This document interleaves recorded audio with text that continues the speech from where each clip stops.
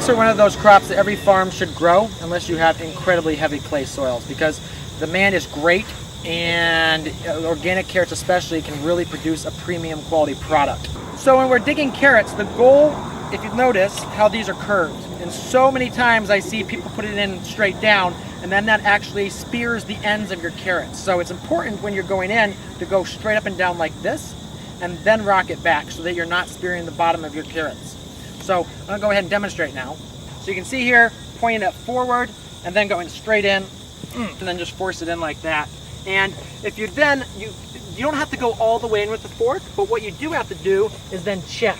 Pull a couple, and then just check and say, all right, yeah, we're fine, we haven't damaged the carrot. It's not, like a sugar snacks would be that long, so you'd be much more likely to damage the carrot. But a shorter carrot, like these are yayas, you can afford not to have to go in as far. So you can kind of see here, we've got the fork.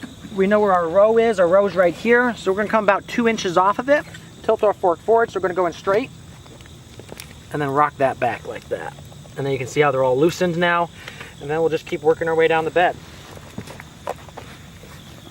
And you can see here, I'm a little far away from it. I'm not really loosening it, so I need to go a little bit closer to make sure that I actually get the pop up.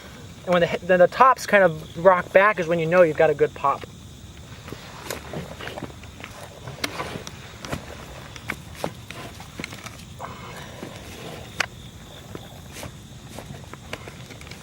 See right there, you can see the carrot still sitting there. I didn't really get it, so I gotta go back in and hit it again. And there you can see how it popped up.